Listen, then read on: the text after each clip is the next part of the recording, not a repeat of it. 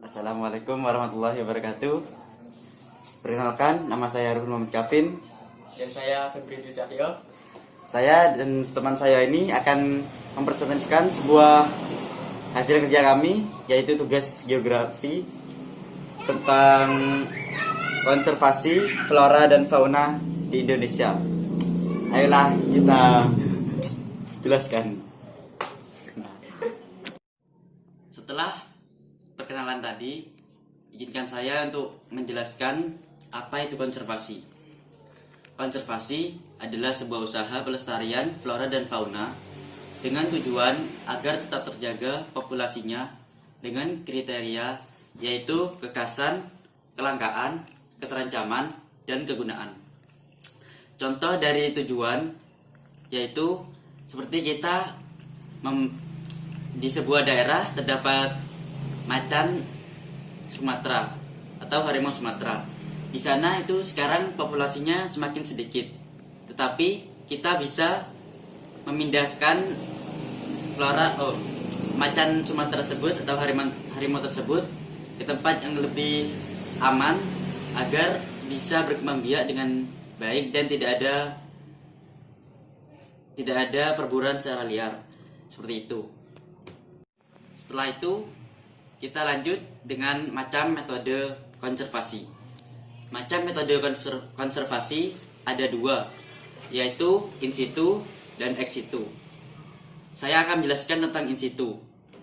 Metode in situ merupakan metode konservasi yang dilakukan secara langsung di habitat asli.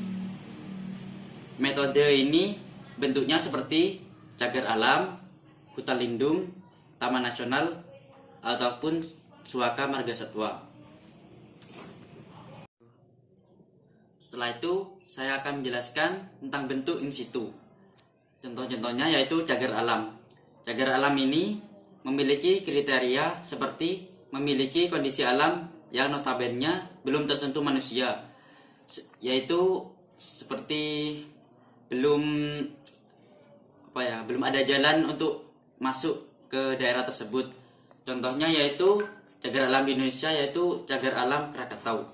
Setelah itu ada taman nasional yang memiliki kriteria yang pertama yaitu memiliki suatu yang khas dan bersifat unik.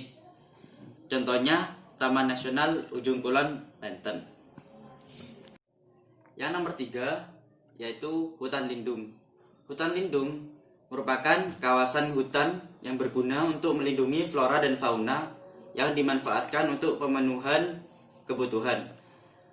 Contohnya yaitu Taman Raya Bung Hatta. Di sana itu banyak tumbuhan yang bisa dijadikan untuk bahan pokok atau flora dan fauna yang bisa digunakan lah. Yang keempat, suaka marga satwa yang memiliki kriteria yaitu habitat suatu jenis satwa langka. Dan yang kedua, kawasan luas menjadi habitat satwa. Habitat suaka marga satwa ini sangatlah cocok untuk jenis satwa langka dan flora-flora langka. Contohnya yaitu suaka marga satwa Muara Angker. Berikut gambar-gambar tentang tempat-tempat in situ.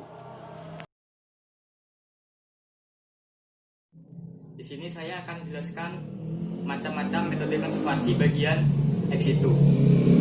Metode ex situ adalah upaya konservasi flora dan fauna yang dilakukan di luar habitat aslinya. Macam-macam bentuk ex situ ini ada 3. Yang pertama, taman safari, taman hutan raya, dan juga kebun binatang. Maksud dari metode ex situ ini di sini kan tadi metode konservasi flora dan fauna dilakukan di luar habitat aslinya. Jadi misal gini, ada singa. Singa kan habitat aslinya itu di hutan sih otomatisnya. Nah, kalau di luar habitat aslinya, jadi ini konservasi dari singa ini dilakukan di luar habitat aslinya. Misalnya kita bisa dikembangbiakan di kebun binatang, di taman safari, taman hutan raya yang tadi saya sebutkan. Tadi kan macam-macam ex itu kan ada 3 ya. Yang pertama taman safari. Taman safari itu tempat buatan yang digunakan untuk menjaga keanekaragaman flora dan fauna. Contohnya itu ada di Taman Safari Indonesia. Yang kedua ada Taman Hutan Raya, merupakan kawasan konservasi yang digunakan untuk mengoleksi flora dan fauna asli dengan tujuan bisa sebagai tempat penelitian dan kegiatan pendidikan. Contohnya ada di Taman Hutan Raya Insinyur Haji Juanda. Yang ketiga ada kebun binatang. Kebun binatang merupakan kawasan untuk menjaga kelestarian flora dan fauna dengan membuat tempat kandang yang sesuai dengan lingkungan serta terpisah. Contohnya kebun binatang Ragunan. Berikut gambar-gambar tempat ex situ di Indonesia. Sekian presentasi dari kami kelompok 15. Kami ucapkan terima kasih. Mantap.